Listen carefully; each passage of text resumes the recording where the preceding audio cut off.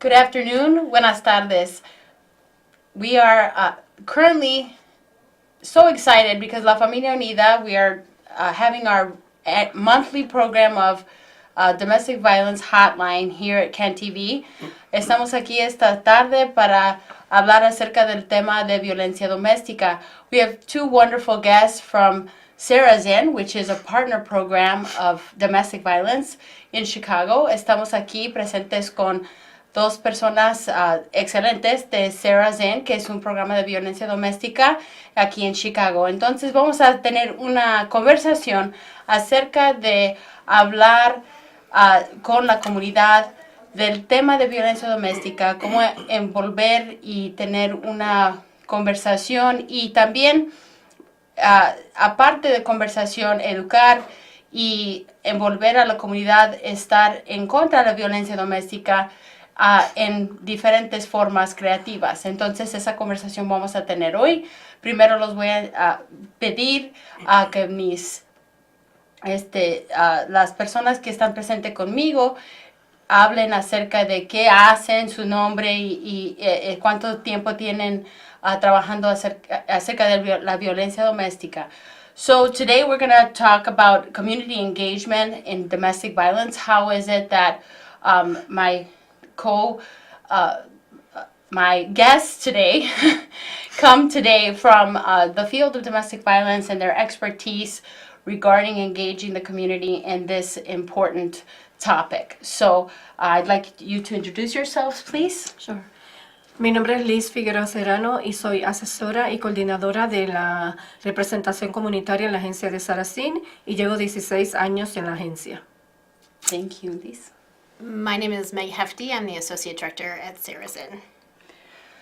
Wonderful. So first we're going to talk a little bit about the topic of domestic violence and really the importance of creating engagement efforts regarding domestic violence. So my question, I'm first going to ask in English, and then we're going to answer in Spanish for our guests' sake, and also for our audience, so that if you have any questions, please feel free to call in. We are open to any questions. The number is on the bottom of the screen.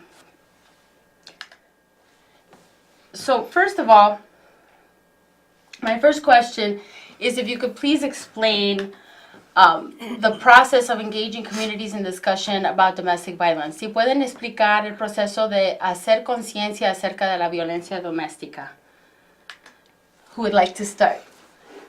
Yo creo que crear conciencia de la violencia doméstica no es fácil dentro de las comunidades porque cada comunidad tiene sus necesidades específicas y desafortunadamente muchas veces nuestra comunidad tiene mucho temor de ejercer o buscar la ayuda necesaria, lo que está disponible para ellos dentro de la comunidad. Y nosotros como agencia lo que ponemos como prioridad es asegurarnos que la comunidad se sienta segura y confortable de venir y recibir los servicios. Entonces estratégicamente miramos cuáles son las necesidades específicas que esa comunidad tiene, porque cada comunidad tiene necesidades diferentes. Entonces nosotros nos aseguramos de que vamos a esas comunidades y averiguamos o hacemos una estrategia, o hacemos evaluaciones con otras agencias comunitarias para saber cuáles son esas áreas de necesidades específicas y poder proveer ese apoyo necesario dentro de la comunidad. What I'm hearing, Liz, are very important points. First and foremost, understand the needs of the community. That's very key. I'm also hearing that the evaluating the needs of the community and having the community engaged in that conversation of the needs that they have. Meg, do you have anything to add? I think for our experience engaging communities, we've served a lot of communities. There's 22 communities in the city of Chicago that we serve. So we've learned a lot that you do have to approach the community from where they're coming from, be a steady presence, be consistent, and listen to what people are saying at the table and then help them figure out what are the best solutions for them. There's not a one Band-Aid deal. It's everything is different. Lo que estoy escuchando, que lo que dijo Meg es muy importante, es trabajan con más de 20 comunidades en la ciudad de Chicago y hay mucha diversidad y diferencia de comunidad en comunidad. Entonces es muy importante entender eso y también estar consciente de esas necesidades, de las diferencias de cada comunidad. Muy importante, very important points. Thank you so much for those points because It's not simple. It's right? not Yeah. it's not simple. No es fácil lo que está diciendo Meg. Muy importante punto. Another question is, what have been some of your biggest challenges? ¿Cuáles han sido sus retos más grandes? That's really such a key question, because domestic violence is not a cut and dry situation in any community. Our challenges are many, many. So if you could say any that you feel you professionally, both of you, have come across. If you want to tell us a little bit about, how you chose to work in this field, and then also what challenges have you currently deal with. So lo que me gustaría escuchar son sus experiencias personales, profesionales, trabajando en esta rama y también qué han sido esos retos que han experimentado. Anybody would like to start? I'll start. I think that some of the biggest challenges are around building trust in the community. Many times social services programs are seen as outsiders, which is valid because a lot of times they are. But at the same time, they're also maybe seen as extensions of systems that have been abusive. So it's really figuring out ways to develop that trust with the community, that you're there not to tell them what to do, but to help and really walk along with them on that path to addressing a lot of these issues.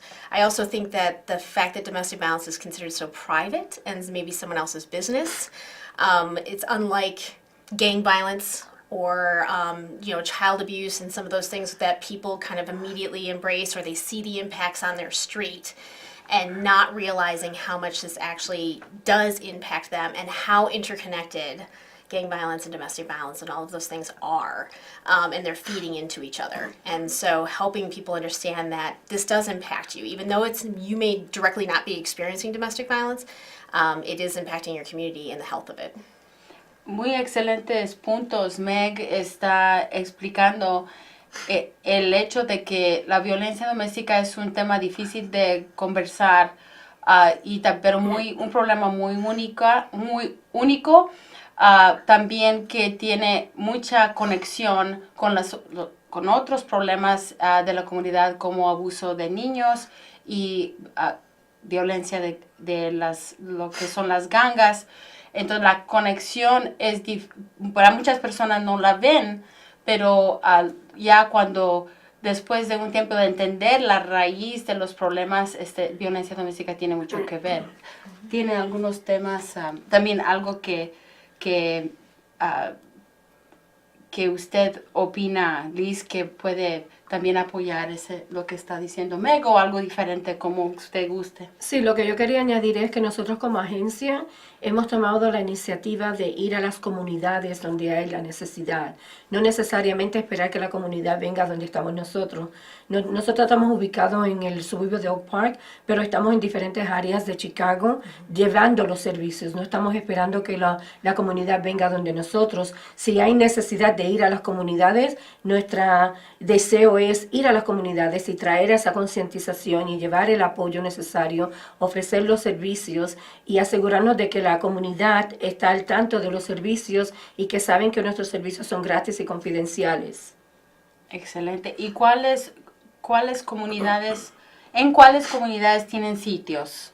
Aparte de Oak Park. Actualmente estamos proveyendo servicios, servimos los 22 suburbios del oeste de Chicago, pero ahora actualmente tenemos grupos de apoyo en Cicero, tenemos en Taller de José en Chicago, tenemos en Melrose Park y tenemos en Oak Park. Y tenemos nuestros grupos de apoyo, consejería individual y asesoramiento en español e inglés. También tenemos el programa para los abusadores. Excelente. Excelentes puntos. porque realmente tradicionalmente, y ahora que está hablando acerca de los abusadores, ¿verdad? Tradicionalmente la conversación de violencia doméstica se dirige hacia las mujeres, a los niños, pero ¿cómo han logrado hablar de ese tema con los hombres? So traditionally the conversation about DV is focused on women, but have you been able to engage men in DV related topics? Sí, yo creo que nosotros hemos tomado una forma de traer concientización a la comunidad generalizando que la violencia doméstica no solamente le sucede a la mujer. Y entonces hemos logrado en ciertas presentaciones que hemos hecho comunitarias que los mismos hombres han identificado que ellos han sido abusivos de una forma u otra y han tomado responsabilidad y han decidido que sí quieren buscar ayuda. De la forma que lo hemos hecho es que los hacemos sentir cómodos, porque por lo general siempre es la mujer la víctima y el hombre es el abusador. Pero hemos encontrado que tenemos hombres que sí son víctimas y han venido a servicios y actualmente proveemos servicios a ellos. Excelente punto. What Liz is saying and are great points is that the conversation with men and engaging men in the conversation is not only to see things as traditionally the man being the abuser, women being abused, but also seeing the dynamics of domestic violence is what I'm understanding. Is there anything you'd like to add, Meg? I think getting men involved in the movement, I think that the domestic violence community, for a lot of good reasons around safety and things like that, had isolated itself quite a bit. Many of us have shelters and we can't disclose where we're at. But that means in order for us to get more involvement with the community, we have to be in different places, and maybe places and at the table of places that are not traditionally or not necessarily thinking about domestic violence. So sitting on those coalitions, that mission may not be directly serving domestic violence, but you can argue domestic violence certainly is interwoven in most community issues. Yeah. And so that's where you're going to get the men, honestly. Like, that's where you're going to get more of the men involved and understanding, like, that this is part of the work that they are doing as well. So I think you have to be willing to branch out. They're not going to come to us because it's been such a woman-owned issue. And really, to have it solved, men have to be part of the conversation. Qué excelente punto el envolver a los hombres en la conversación, porque realmente no solamente es un problema de mujeres o que nosotros que estamos trabajando en esta rama estemos atacando a los hombres. You know, we're not, the purpose is not to attack men, right? But to involve men. And I also hear going to places where men would be more likely to go to. So it would be stepping outside of the domestic violence field in many, many aspects, right? That's why the coalitions are very important for involvement, is what I'm hearing and understanding. If you could tell me a little bit more about how your Partners Abuse Intervention Program works. Si nos puede decir un poquito más acerca de su programa de intervención para hombres que han usado violencia, porque nosotros, la Familia Unida, tenemos un programa de PAPE, lo que se llama intervención de violencia doméstica, la violencia doméstica, pero las personas que usan la violencia. Entonces, pero también zeros in, y pueden contribuir un punto importante que es a lo mejor diferente que lo que nosotros hacemos, pero estamos en el mismo movimiento, que es intervenir y prevenir el abuso del futuro. So if you could tell us a little bit about how your program works. Sure. It's much like yours. It's ours is a 26-week-long program. So it's weekly group counseling sessions for 26 weeks. In addition to that, our clients attend intakes as well as an orientation workshop. It's a open group, so you have people at different stages in the program. So you might have someone just starting out while someone else is almost finishing. And so that way, that's set up that way, like most programs, because it helps to have a community community of accountability. So men who've been in the program longer can help guide the men who are earlier in the program and earlier in the stages. It is co-facilitated by a man and a woman. Currently, our population that we deal with are people who identify as male, as well as having been in intimate partner relationships with the opposite sex. So this role modeling between a man and a woman and how they work together in that partnership and running a group is really important. And so we put a lot of emphasis on the facilitation and how that looks. In fact, even after we're done with the program, how'd the facilitation go? And then we talk about, how did the clients do? So, but I think, it's always a little hard earlier on. We get clients who are, pretty resistant because many are court ordered. And then once they realize this actually is an environment that's safe for them, we are going to hold you accountable for your actions and beliefs. But at the same time, it's a dialogue. We have empathy. We're not here to attack. We just want to help you figure out ways to change your behavior so you don't end up in this type of situation again. And once they realize that, I think that we are able to break through a lot of those walls that are put up. And they no longer see us necessarily as an extension of the system, but as actually people who care about them. Excelentes puntos. Meg está explicando cómo el programa funciona, que es un programa después de una evaluación, programa de 26 semanas. Los facilitadores son hombre y mujer para dar un modelo de igualdad, que es muy importante. Y aparte de cómo es la experiencia del participante en el programa, también los facilitadores tienen que evaluarse y ver si son efectivos en dar el programa, el currículum y para el bienestar de los clientes. Entonces es importante no nada más la facilitación, pero también la experiencia del participante y también que los participantes no sienten que tanta la defensiva, porque vienen ahí por orden de corte. That was just a summary in Spanish. Going to our next question. ¿Qué tan importante es tener colaboraciones con organizaciones, escuelas y miembros comunitarios para el trabajo que hacen? I'd like to start with Liz, y si podemos empezar con Liz, pero en English. How important are collaborations with other organizations, schools, and community members regarding the work you do? Porque eso es lo que es su especialidad, ¿verdad, Liz? Sí. Si nos puedes decir un poquito de esa importancia de tener colaboraciones. Sumamente importante. Creo que es una de las prioridades para poder tener esa relación con la comunidad. ¿Por qué? Porque necesitamos conocer las otras agencias, necesitamos envolvernos dentro de las escuelas porque sabemos que nuestros niños que han sido testigos de la violencia doméstica van a tener ciertos problemas donde vamos a tener que proveer el apoyo a través de las escuelas. So, necesitamos tener esa colaboración en general con las organizaciones y las escuelas, llevar el conocimiento, la concientización para entonces poder trabajar juntos como una comunidad y poder darle a la comunidad lo que necesitan. O sea, nosotros podemos tener un diálogo y pensar, la comunidad necesita eso, pero no es necesariamente lo que necesitan. Podemos estar juntos trabajando y no hacer el trabajo doble si trabajamos juntos en colaboración. Excelente.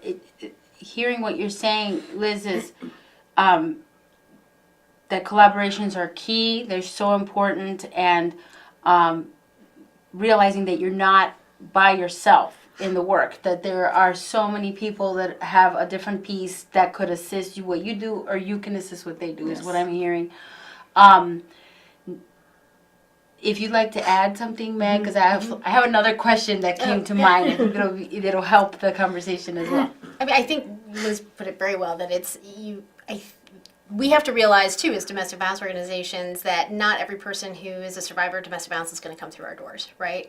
So they're engaging with all of these other programs and services in the community. And so the more that they're informed about domestic violence and how to help a survivor, and those who have been abusive, the better, because they can then reach out for help from agencies, or maybe all they needed was that support that they got from their minister, right, or the support that they got from their therapist or their caseworker from DCFS, because they were well informed on domestic violence, and then that helped them get into a safer place. That's great. That leads to another question that I have regarding what do you think are challenges in the collaborations, like let's say language words that have to be used in a different way, explaining certain terms. Like if you could give me an example, that would be great too. Like what are some challenges in when you go from community to community, one let's say cultural aspect will fit in one community, but it might not fit in another. So is there anything that you would like to talk about that explains that kind of experience of challenges in that way, but also that help you when you come into a community? Si puede hablar un poquito, Liz, acerca de qué son los retos en esas colaboraciones, qué son cosas que quizá el lenguaje, cosas que necesita explicar un poquito diferente en una comunidad que sea diferente como otra. Como son tantas comunidades a donde van. Sí, yo creo que uno de los retos es que muchas veces nosotros mismos como organización no sabemos detalladamente qué es lo que hace en definitiva o en total la otra organización. Son una organización que nosotros podamos estar trabajando. Muchas veces yo he escuchado, yo no sabía que Saracen hacía eso, o que Saracen provee tantos servicios. Entonces muchas veces estamos haciendo el trabajo doble, o nos estamos apoyándonos uno al otro como organizaciones para poder proveer los servicios necesarios a nuestros clientes. Excelente. Would you like to say something to add? To your question, I think that the term domestic violence in general has been something that we have to play with. It's something that we've worked really hard to be like, this is domestic violence and label it through the years. But at the same time, I think people see extreme examples in media and then are not identifying with that. And that, I think, is honestly, I've encountered that across cultures, that it's just like, well, that's not me because really he just calls me names. Or, maybe he pushes me once or twice a year, but it's not to that extreme. So they're not identifying with those words. And so I think a lot of times we have to talk about it as what is a healthy relationship and identify what's healthy and what's not healthy. And then that approach has helped open people's eyes. But I think, at first people are kind of like, well, that's not, they don't identify with that. Excelente punto, porque la frase violencia doméstica a veces no se identifica una comunidad, una persona porque dice, no, pues no es tanto lo que hace, sino lo que dice que me afecta. Entonces, no creo que soy víctima. I don't think I'm a victim. But, yeah, he just has a bad temper, things like that. There's other phrases, right, like intimate partner violence or domestic abuse, which might be, using the term abuse sometimes. I don't know about your experience, but it seems to be less defensive with the clients. They'll get a little less defensive when we use the word abuse or abuso en vez de violencia. Right. So we have run out of time, and time goes by so quickly. But I would like to definitely give a shout out to Sarah Zinn. The information is on your screen. Sarah Zinn has a 24-hour crisis line. The phone number is cut off a little bit, but it's 708-386-4225. Saracen tiene una línea de crisis de violencia doméstica de 24 horas. El teléfono es 708-386-4225. Otra vez, 708-386-4225. Y también puede mandar un texto a 708-792-3120. Or you can send a text to 708-792-3120. It is on the screen. Again, we are La Familia Unida. We have our monthly program of domestic violence hotline. We are here for you for any questions that you have. Thank you so much for your time. Thank you so much, Liz and Meg. And have a wonderful rest of your day. You too, listen. Thank you. Thank you.